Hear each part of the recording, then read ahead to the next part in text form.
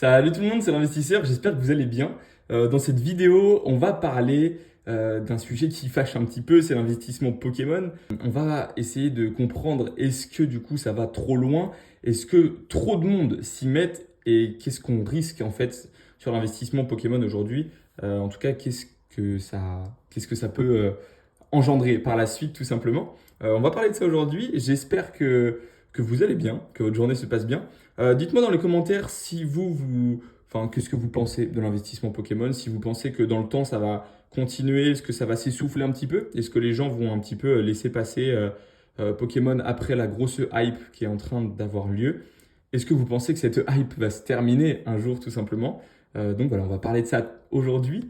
Et puis ben, c'est parti tout simplement. Alors pour commencer, tout le monde le sait en ce moment, la sortie des ETB, que ce soit évolution prismatique, étincelle déferlante ou même le restock des bundles, ça a été énormément scalpé. C'est-à-dire que les gens achètent et revendent tout de suite sur les plateformes de revente. Donc c'est pas de l'investissement, je tiens à le rappeler, c'est du scalping. Donc tu achètes, tu revends tout de suite lorsque c'est plus cher. Et le problème, c'est qu'aujourd'hui, ce qui se passe, c'est que l'investissement, c'est mal vu. Pourquoi? Parce qu'en fait, ben, moi par exemple, j'investis depuis maintenant longtemps, j'investis sans forcément en parler autour de moi. Sauf que ce qui se passe aujourd'hui, c'est qu'il y a beaucoup de gens qui parlent de l'investissement et qui en parlent peut-être un petit peu mal, en tout cas qui s'expriment mal sur le sujet. Et du coup, les gens n'aiment pas les investisseurs quelque part. Sauf que quand on investit sur, par exemple, sur Couronne Stellaire, sur Fable Nébuleuse, sur des séries qui sont beaucoup moins aimées, moi j'investissais sur Destiny de Paldea, alors qu'il y en a plein qui passaient à côté, quoi. Enfin, les UTB, elles étaient en magasin pendant des mois.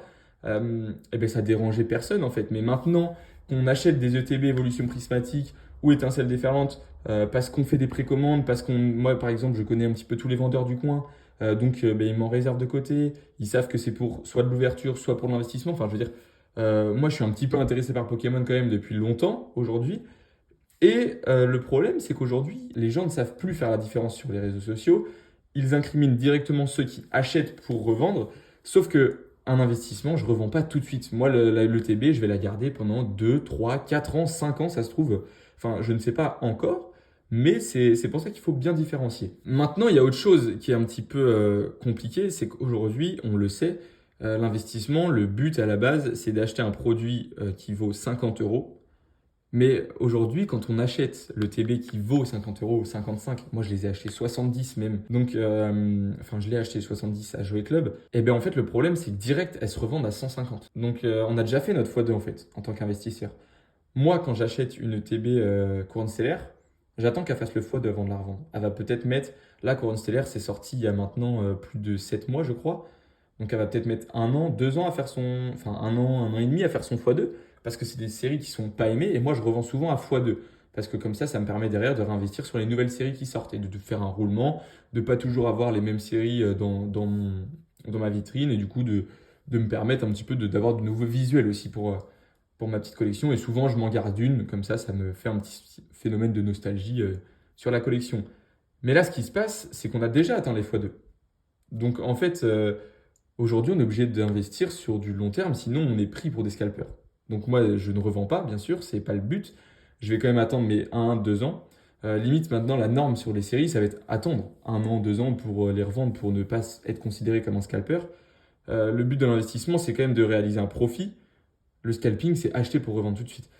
Maintenant, est-ce que ça va être la fin de l'investissement un jour? Est-ce que ça va s'essouffler? Eh bien, le problème, c'est qu'en fait, Pokémon est en train de créer une spéculation qui est énorme. Je ne sais pas si on se rend compte, mais là, en ce moment, il y a des gens, même la moitié peut-être des gens qui sont allés en boutique vendredi dernier pour les ETB, qui ont pris leur journée, qui ont pris leur matinée pour Pokémon. Parce que ça rapporte plus qu'une journée de travail d'acheter des ETB et de les revendre tout de suite. Donc on peut comprendre en fait que les gens soient un petit peu fous par rapport à ça et que ça crée des tensions en fait sur le marché Pokémon et que les collectionneurs aient un petit peu bah, je sais pas, un sentiment de haine en fait envers toutes ces personnes qui achètent pour revendre, que ce soit à l'instant T ou même plus tard, donc quand tu investis.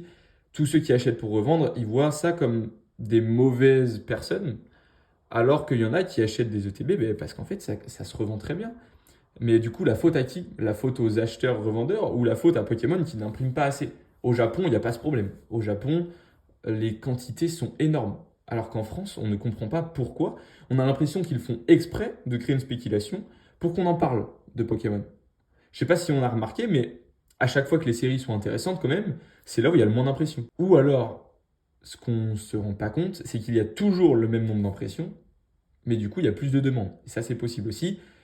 C'est ce que je pense un petit peu, mais on a quand même l'impression que cette série, elle a été moins imprimée. Enfin, je veux dire, c'est pas possible d'avoir si peu de TB dans les boutiques. Donc aujourd'hui, quand je dis que l'investissement est mort, que la collection est morte, c'est parce que les gens ne peuvent même plus collectionner. Les gens ne peuvent plus faire de sets dans Pokémon. Donc l'investissement, il devient de plus en plus compliqué. Tu achètes une ETB, à la base, c'est quand même pour l'ouvrir et faire peut-être ta collection, la compléter, ou alors il y a des collections scellées. Et maintenant, qu'est-ce qui se passe? Eh bien, j'ai l'impression que Pokémon est en train de devenir uniquement de la collection scellée. C'est en fait le phénomène de cartes, limite. Enfin, franchement, il n'y a pas de carte dans cette boîte, c'est la même chose. Là, il n'y a pas de booster, c'est la même chose. Parce que les gens gardent scellé maintenant. On peut pas, enfin, un collectionneur qui achète une ETB 50 euros en magasin, il l'a dans les mains, elle vaut déjà 130.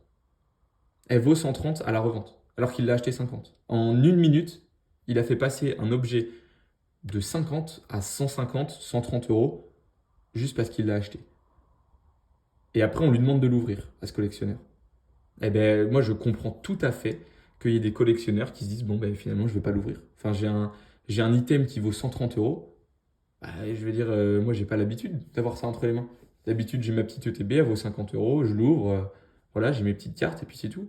Là, on est en train d'ouvrir une série, je sais pas si on se rend compte, mais ça vaut autant, enfin, je veux dire, une boîte comme ça vaut presque le prix d'un téléphone, enfin, d'une Nintendo Switch. T'en as deux, t'as une Nintendo Switch, quoi.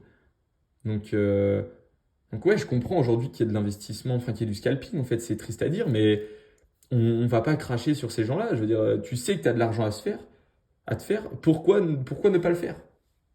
Pour bonne conscience, mais il y en a plein qui n'ont pas la bonne conscience. Donc aujourd'hui, il y a deux côtés. Il y a les côtés collectionneurs qui est purement collectionneur, qui ouvre pour se faire plaisir et qui veut les cartes. Et il y a le côté collectionneur scellé qui aime l'item. L'item est magnifique, je veux dire, c'est l'un des meilleurs depuis des années.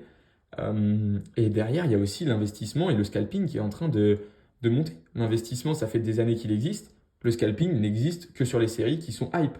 Et c'est pour ça que les gens n'aiment pas. C'est qu'ils confondent les deux. Le scalping, ils le mettent dans le même panier que l'investissement.